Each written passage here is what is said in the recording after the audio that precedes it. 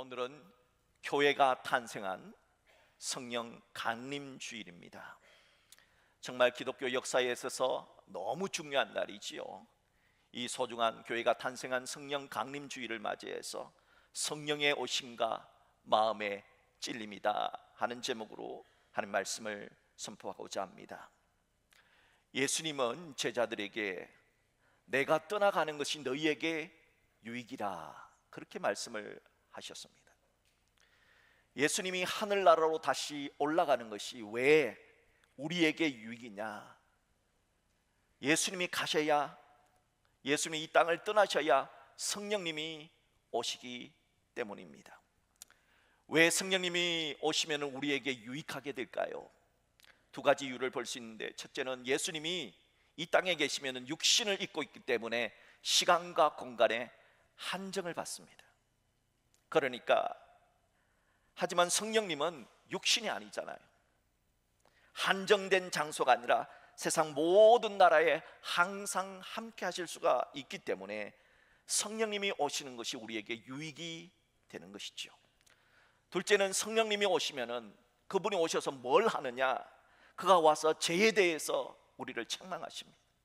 너 이렇게 살면 안 되지 책망하시고, 의에 대해서 이렇게 살아야지 책망하시고, 심판에 대해서 세상을 책망하시는 겁니다. 그래서 예수님 말씀하신 그 성령이 오신 그날이 바로 오늘 본문의 이야기입니다. 제자들은 예수님이 하신 그 말씀 때문에 예수님이 부활하여 하늘로 승천하신 이후에 마가의 다락방에 모여서 성령님이 오시기를 간절히 기도하고 기다렸습니다. 그렇게 마가 다락방에서 기도하던 중에 강력한 바람 같은 소리와 불의 휘 같은 모습으로 성령이 제자들에게 각자에게 임재하셨습니다. 성령을 받은 제자들은 밖으로 뛰쳐나가서 각 나라의 방언으로 복음을 전하기 시작했습니다. 베드로가 일어서서 설교하기 시작했습니다. 그날 3,000이나 되는 수많은 사람들 회개하고 세례받아 바로 초대 예루살렘 교회가 탄생하게 된 것입니다. 그 당시 예루살렘에는 수많은 멀리 외국에 나가 있었던 디아스포라 유대인들이 되돌아왔습니다. 이유는 오순절이라고 하는 명절이었기 때문입니다. 이스라엘 사람들은 1년에 3번 6월절, 오순절, 초막절이 되면은 반드시 예루살렘에 와서 예배를 드려야 하는 그런 습관을 가지고 있었습니다. 그게 법이었습니다. 자, 이렇다 보니까 그곳에는 많은 유대인들이 있었습니다. 오순절은 우리가 잘 알듯이 모세가 십계명 돌판을 받고 율법을 받은 날이에요. 또한 이 오순절은 밀수확을 감사하는 감사의 절기거든요. 그래서 이런 명절을 맞이해서 많은 사람들이 외국에서 왔는데, 그 외국 사람들이, 외국에서 온 그 사람들이 그 나라의 말로, 외국어로 복음을 전하는 예수의 제자들의 말씀을 듣게 됩니다. 그리고 깜짝 놀랍니다. 우리가 알기로는 예수의 제자들은 가방끈이 짧았는데, 예수의 제자들은 공부를 많이 못했는데, 저들이 어떻게 저렇게 각종 다양한 외국어로 말할 수가 있을까? 놀랐죠. 어리둥절했죠. 그래서 어떤 사람들은 술에 취했다, 술에 취해서 외국어로 말하는구나. 여러분, 술 취한다고 외국어가 됩니까? 그러면은 모든 외국어 학원은 술집으로 바뀌어야 되지 않습니까? 그 이야기를 듣고 사도 베드로가 벌떡 일어나서 큰 소리로 외친 겁니다. 우리가 유창한 외국어로 말하는 것은 절대 술에 취한 것이 아닙니다. 이것은 요엘 선자의 예언이 이루어진 것입니다. 요엘 선자는 정말의 두려운 심판이 올 것이라 예언을 했고, 그 심판을 벗어날 수 있는 구원의 방법을 말해 주었습니다. 일자무식인 우리들이 외국어로 복음을 전하는 이유는 요엘 선자가 예언했던 바로 그 구원을 받을 수 있는 방법을 여러분들에게 알려주고자 세계 각국의 외국어로 우리를 통해서 말씀하게 하신 겁니다. 이렇게 설교하던 베드로는 과연 요엘 선자가 말했던 무서운 심판에서 구원해 주실 분이 누군 줄 아느냐? 바로 너희가 십자가에 못 박은 예수라. 이 예수를 하나님이 주와 그리스도가 되게 하셨느니라 하고 선포했습니다. 베드로의 설교를 들은 세계 각국에서 왔던 디아스포라 유대인들은 마음이 찔렸습니다. 그리고 우리가 어찌할꼬? 우리가 어찌할꼬 하며 물었습니다. 그때 베드로는 마음에 찔렸던 자들에게 그 방법을 가르쳐 줍니다. 그러자 베드로가 전한 말씀을 듣고 믿고 세례 받아서 최초의 그리스도인이 된 신자들이 무려 3,000이나 되는 놀라운 일이 일어났다 하는 겁니다. 여러분, 어떻게 단 한 번의 설교에 3,000명이나 되는 유대인들이 마음의 찔림을 받고 세례받고 그리스도인이 될 수가 있었을까요? 사도 베드로의 설교가 남다른 탁월한 설교였기 때문일까요? 아닙니다. 성경은 그렇게 말하지 않습니다. 그렇다면 도대체 무슨 이유일까요? 성경에는 많은 설교가 나옵니다. 선자들의 설교도 나오고 예언자들의 설교도 나옵니다. 또한 마태, 마가, 누가, 요한복음에는 예수님의 설교도 나오고 사도행전은 스데반 집사님의 설교, 사도 베드로의 설교, 사도 바울의 설교도 나옵니다. 성경에 나오는 이 많은 설교 중에 누구의 설교가 가장 하나님의 뜻을 잘 전달하는 설교일까요? 단언컨대 예수님의 설교겠지요. 예수님은 말씀이 육신이 되어 이 땅에 오신 하나님이시기 때문입니다.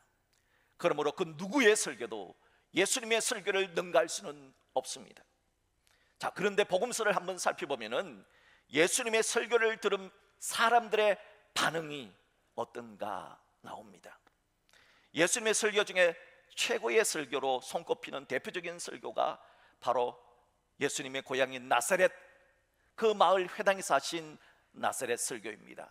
누가복음 4장 18절로 21절인데요. 자, 우리 같이 한번 합독하겠습니다.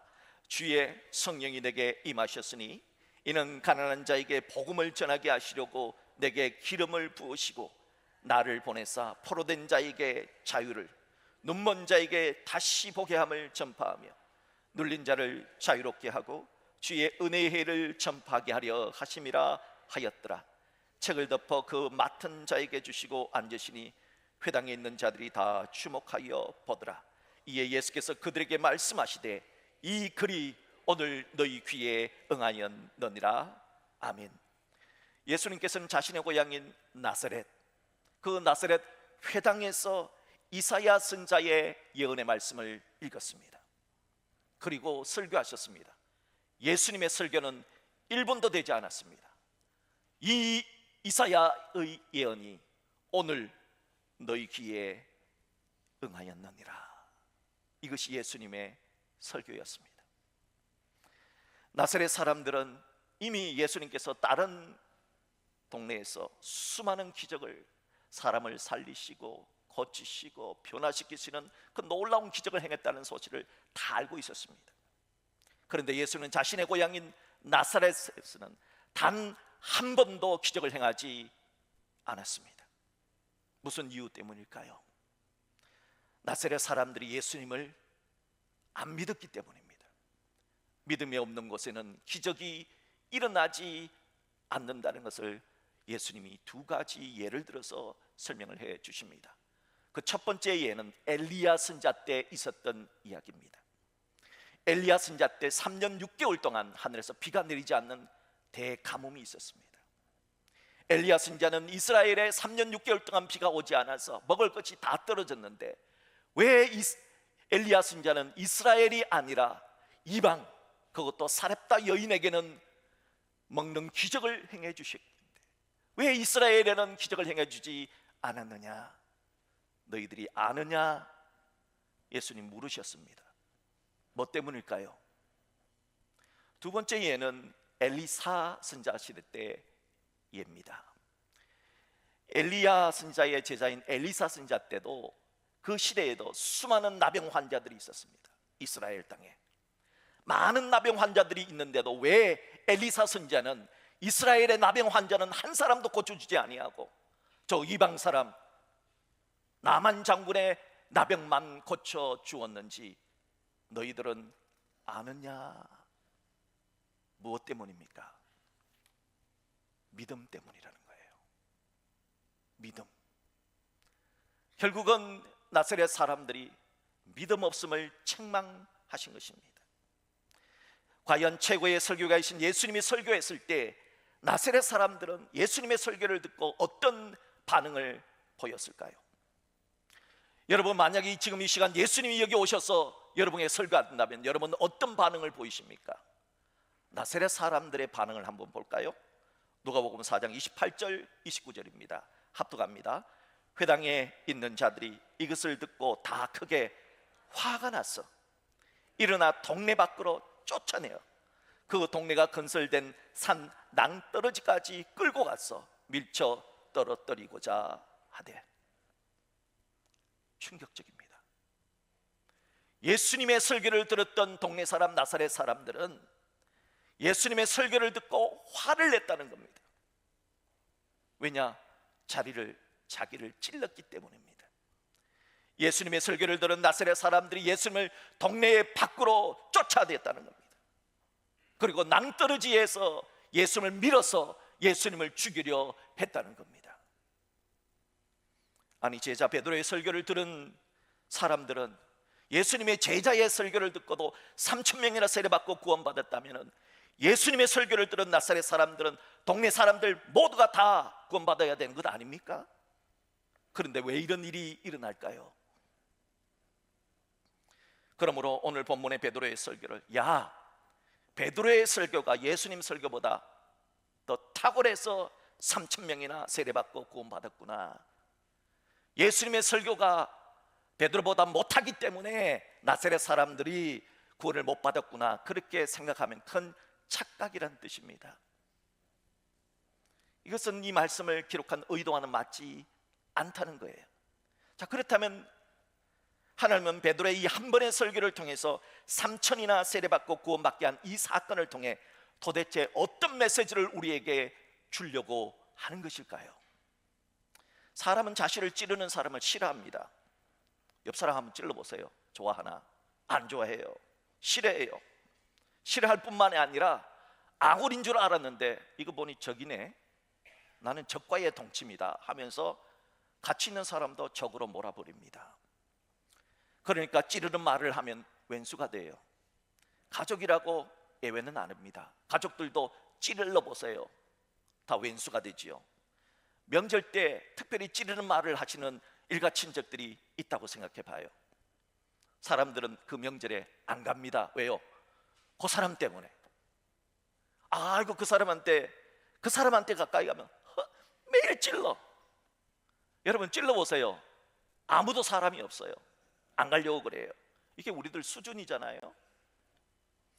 오늘 사도 베드로가 한 설교는 그 어떤 설교보다 사람을 찌르는 설교였어요. 너희가 예수를 죽였다, 너희가 예수를 못 박았다, 너희가 죽인 예수가 주요 그리스도요 하나님이시다, 이렇게 찌르는 설교를 하면 대부분은 유대인들은 나사렛 동네 사람들처럼 화를 내고 베드로를 죽인다든지 돌을 던지다든지 그렇게 해야지 유대인들의 품성에 맞아요. 그런데 오늘 본문 사도행전 2장 37절을 보세요. 사도행전 2장 37절 합독합니다. 그들이 이 말을 듣고 마음에 찔려 베드로와 다른 사도들에게 물어 이르되 형제들아 우리가 어찌할꼬 하거늘. 사도 베드로의 말씀을 들은 유대인들은 마음에 찔렸어요. 그런데 돌을 던지지 않아요. 오히려 내가 어떻게 살아야 되겠습니까? 물어요. 왜 그럴까요? 사람이 찌르는 말은 기분이 좋지 않아요. 그런데 오늘 본문에서 이 찌르는 말을 누가 찔렀느냐? 성령 하나님이 찔렀다는 겁니다. 그래서 이 성령 하나님의 말씀을 찔림을 받았을 때 이스라엘 백성들이 제가 어떻게 해야 됩니까? 라고 물었을 때 오늘 나온 은혜가 임하게 되었다 하는 겁니다. 에베소서 6장 17절에 보면은 하나님의 말씀은 성령의 검과 같다고 했습니다. 오늘 성경의 마음에 찔렸다는 것은 사람의 말에 마음을 찔렸다는 뜻이 아니라 성령의 말씀이 비수처럼 우리를 찔렀다 하는 말씀입니다. 지금 베드로의 설교를 들은 자들의 마음은 성령의 찔림을 받은 겁니다. 히브리서 4장 12절 말씀에도 하나님의 말씀은 살아있고 활력에 있어 좌우의 날선 어떤 검보다도 예리하여 영과 홍과 영과 및 관절과 골수를 찔러 쪼개기까지 하며 또 마음의 생각과 뜻을 판단한다 하였습니다. 하나님의 말씀은 과거의 소설이 아닙니다. 전설 따라 삼천리가 아닙니다.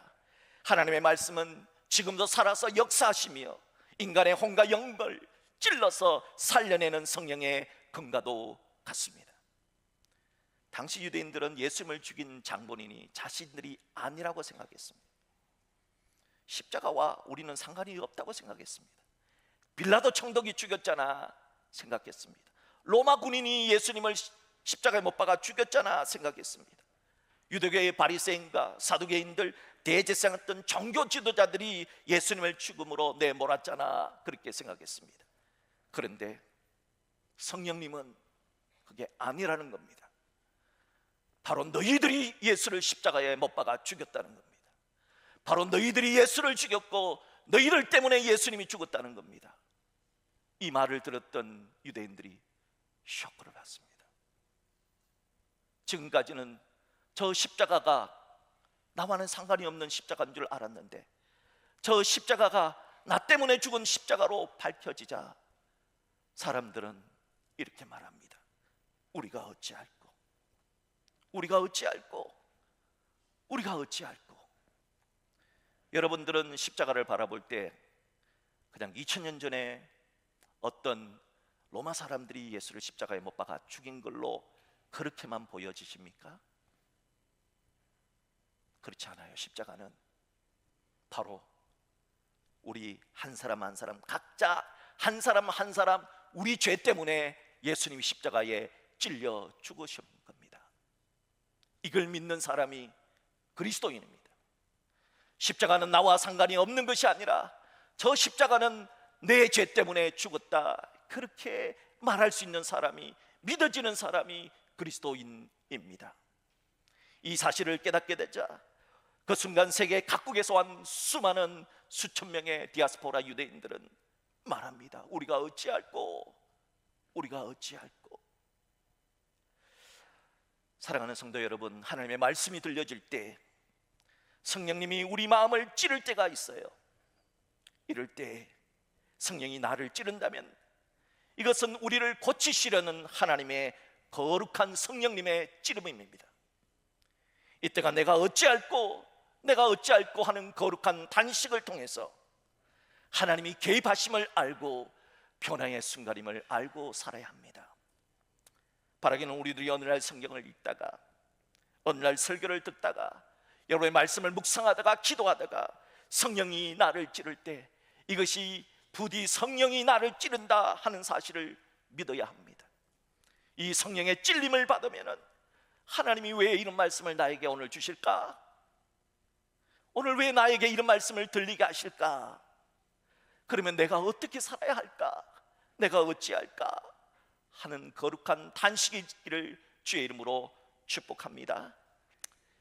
그렇다면 성령에 찔려 우리가 어찌할꼬, 우리가 어찌할꼬 하는 단식은 뭘 도대체 어떻게 해야 한다는 뜻일까요? 베드로는 그 방법에 대해서 그 방법이 뭔가를 선포했습니다. 오늘 본문 38절을 합독합니다. 베드로가 이르되 너희가 회개하여 각각 예수 그리스도의 이름으로 세례를 받고 제사함을 받으라. 그리하면 성령의 선물을 받으리니. 우리가 어찌할꼬 하는 단식에 사람에게 해야 하는 하나님의 방법은 회개하는 겁니다. I am sorry, 하나님 잘못했습니다. 제가 잘못했습니다. 회개하는 겁니다. 그리고 세례를 받는 겁니다. 제사함을 받는 겁니다. 그리고 성령을 선물로 받는 것이라 하십니다. 회개, 세례, 제사함, 성령을 선물로 받는 것은 과거와 작별하는 겁니다. 과거의 못된 죄악과 작별하는 겁니다. 이제는 나는 하나님의 자녀다, 새롭게 한번 살아보라 하는 하나님의 메시지입니다. 회개는 지금까지 내 생각만 하고 살았던 이기적인 과거와 굿바이를 하고 이제부터 내 삶의 방향을 하나님 쪽으로, 예수님 쪽으로 유턴하는 것이 바로 회개입니다. 세례는 삶의 방향을 하나님 방향으로 유턴했다면 이제는 신랑 되신 예수님과 결혼한 우리는 신부라는 사실을 영적으로 드러내는 하나의 영적 결혼 세레머니가 바로 세례입니다. 제사함은 삶의 방향을 예수님 쪽으로 유턴한 인생이라면 예수님께 우리 죄를 고백함으로써 우리는 죄 용서받은 사람으로 살아간다 하는 것을 날마다 드러내는 겁니다. 세례 요한께서는 누가복음 3장에서 회개한 자, 세례받은 자, 제사함 받은 자는 어떻게 사는가를 아주 구체적으로 말씀해 주셨어요. 누가복음 3장 세례 요한의 아주 유명한 설교인데요, 누가복음 3장 10절로 14절을 보십시오. 누가복음 3장 10절부터 봅니다. 무리가 물어 이르되 그러면 우리가 무엇을 하리이까? 무리한테 물었어요. 무리들이 세례 요한한테 세례 받으러 나와서 우리가 세례 받고 난 다음엔 어떻게 살아야 됩니까? 라고 물었어요. 그때 세례 요한이 뭐라고 대답합니까? 11절 말씀 합독합니다. 대답하여 이르되 옷 두 벌 있는 자는 옷 없는 자에게 나눠줄 것이요 먹을 것이 있는 자도 그렇게 할 것이니라. 세례 요한께서는 너희들이 평범한 일반 서민이라면 입을 것 먹을 것이 있다면, 아직까지 입을 것 없는 사람, 먹을 것 없는 사람이 있으면 좀 나눠주며 살아라. 이것이 예수님 쪽으로 유턴한 인생이다. 그렇게 말씀하셨습니다. 계속해서 12절 보세요. 그 당시에 세무 공무원들 세리들이 예수님께 와서 세례 요한에게 와서 이렇게 묻습니다. 세리들도 세례를 받고자 하여 와서 이르되 선생이여 우리는 무엇을 하리이까? 이렇게 물으니까 세례 요한이 뭐라고 대답했는가? 13절 같이 한번 합독합니다. 이르되 부가된 것 외에는 거두지 말라. 세례 요한은 너희들이 세리라면 부가된 것 외에는 거두지 말아라. 이것이 예수님 쪽으로 유턴한 인생의 삶이라 가르쳐 주셨습니다. 또한 14절에서는 군인들이 와서 묻습니다. 자, 우리 군인들이 와서 물을 때 뭐라고 대답했는가? 14절 합독합니다. 군인들도 물어 이르되 우리는 무엇을 하리까 하며 이르되 사람에게서 강탈하지 말며 거짓으로 고발하지 말고 받는 금료를 족한 줄로 알라 하니라.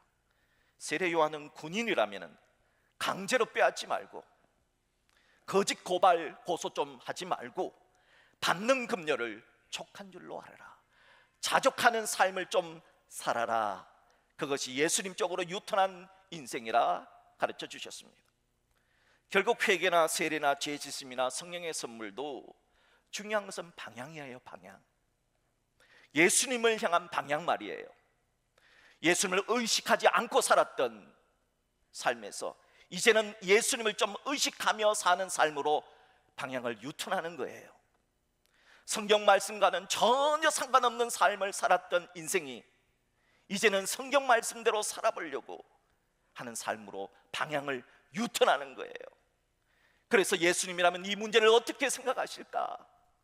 예수님은 이 문제를 어떻게 처리하실까? 고민을 해보면서 우리의 머리만 예수님 닮는 것이 아니라 우리의 생각도 바뀌어야죠. 우리의 입술만 예수님 닮으면 뭐 합니까? 우리의 말도 바뀌어야죠. 우리의 손과 발만 예수님처럼 손발이 있으면 못합니까? 손과 발이 하는 행동도 예수님을 닮아야지요. 이렇게 닮아가려고 예수님 닮아가려고 애쓰는 것, 이것이 바로 예수님 쪽으로 유턴한 인생이 사는 방법인 것입니다. 우리나라 기독교 역사를 살펴보고 우리나라 대한민국의 초대교회의 역사를 살펴보면은 오늘 사도행전 2장처럼 성령의 강력한 기름 부어짐이 일어났던 기록이 있습니다. 바로 1907년 평양 장대영 교회 부흥상행회 때 정말 놀라운, 정말 하늘에서 정말 물붓듯이 부어지는 성령의 강림 역사가 있었다고 외국 기자들이 보고를 했습니다. 1907년 1월 평양 장대영 교회에서 사경회가 부흥회가 열렸어요. 사경회 중에 당시에 많은 사람들로부터 존경을 받았던 의사였던 의료 선교사 하디 선교사가 일어나서 이렇게 회개를 했습니다. 나는 다른 선교사들에 비해서 너무 나태했고 너무나 무력합니다. 이 말에 사람들이 깜짝 놀랍니다. 왜냐하면 하디 선교사는 그 당시에 우리가 아는 알렌 선교사라, 에비슨 선교사라, 지금 세브란스를 세웠던 그런 에비슨 선교사나 그런 분들처럼 정말 대단한 선교사였거든요. 그런데 그런 분이 나는 너무 나태하고 너무 무력합니다 하니까 사람들이 어리둥절했습니다. 그 다음에 이어서 우리 1919년 3일 운동 당시 독립선언문 33인 중에 한 사람이었던 길선주 장로님이 일어나서 이렇게 말했습니다. 나는 죄인입니다. 저는 악과 같은 도둑놈입니다. 1년 전에 내 친구가 임종할 때 길 장로, 내 아내는 셈이 약하니 내 재산, 내 유산을 잘 정리해 주시라고 부탁을 했는데 나는 그 친구의 돈 중 유산 가운데 미화 100달러 상당의 돈을 훔쳤습니다. 내일 그 돈을 돌려드리겠습니다 하고 죄를 고백했습니다. 당시 많은 사람들로부터 존경을 받았던 길선주 장로님이 그렇게 말하자 사람들은 그를 욕하지 않았습니다. 대부분의 사람들은 그런 말을 들으면 야, 저 인간 저거 멀쩡한 줄 알았는데 나쁜 놈이었구만 이렇게 말하죠. 그런데 그날은 그 누구도 그런 말을 한 사람이 없습니다. 하디 선교사님 같은 분도 회개하고 존경받았던 길선주 장로님 같은 분도 회개를 하는데 우리는 무엇인가? 저런 분들도 회개하는 도대체 우리는 뭐 하는가 하면서 이곳저곳에서 저도 죄인입니다. 저도 죄인입니다. 저도 죄인입니다. 저도 이런 죄를 지었습니다. 많은 사람들이 죄를 회개하는 놀라운 역사가 곳곳에서 일어났습니다. 그때 평양 부흥 대사경회를 취재했던 한 외국인 기자가 그때 당시를 이렇게 기록을 했습니다. 이곳은 마치 지옥과도 같다. 지옥 가면 전부 다 죄인이잖아요. 그러니까 그곳에 있는 사람들이 전부 다 자신의 죄를 고백하니까 정말 지옥의 뚜껑을 열어버린 것과 같다고 고백을 했습니다. 그렇게 진정한 회개를 드릴 때 그때 강력한 성령의 임재가 평양 장대영 교회에 임재했습니다. 그럴 때 곳곳에서 방언이 터지고 수많은 사람들이 예언을 하고 놀라운 변화가 일어나게 되었습니다. 이 평양 장대영 교회 1907년 부흥 대성회 이후에 어떤 변화가 있었느냐? 한국 교회는 더 이상 노름을 하지 않는다, 노름을 폐지하자 하는 자발적인 움직임이 일어났습니다. 그 일로 인하여서 조상을 신격케 하는 조상 숭배를 해서는 안 된다 하고 조상 숭배가 자발적으로 사라졌습니다. 또한 교회마다 금년운동, 금주운동이 대대적으로 일어났습니다. 그리고 어린 아이들을 교육시켜야 된다, 여성들도 교육시켜야 된다 하는 어린 아이와 여성들에 대한 교육운동이 일어났습니다. 그러므로 이 1907년에 성령 대부흥으로 말미암아 어린 아이들과 여성에 대한 지위가 많이 향상이 된 놀라운 계기가 되었던 것입니다. 사랑하는 성도 여러분, 성령의 찌르심은 하나님을 만날 수 있는 축복의 기회입니다. 그러므로 성령의 찌르심은 예수님 방향으로 유턴하는 모든 사람들에게 얼마든지 복이 될 수 있는 것입니다. 바라기는 성경을 읽다가 성령의 찌르심을 받으시면, 설교를 듣다가 성령의 찌르심을 받으시면, 말씀을 묵상하다 성령께서 마음을 찌르시면 그때 거부하지 마십시오. 오늘 본문에서처럼 주님 제가 어떻게 할까요? 우리가 어떻게 할까? 우리가 어찌할꼬? 주님 제가 어떻게 살기를 원하십니까? 주님 제가 어떻게 하기를 원하십니까? 물어보세요. 기도하세요. 그리고 주님이 원하시는 바대로 너희들의 인생을 예수님 쪽으로 유턴하는 인생으로 살라 한 오늘의 메시지를 꼭 기억하시고, 우리의 생각도, 우리의 말도, 우리의 손과 발의 행동도 완전히 예수님 쪽으로 유턴하는 인생으로 살아가려고 애쓰고 노력하는 우리 모두가 될 수 있기를 주님의 이름으로 축복합니다.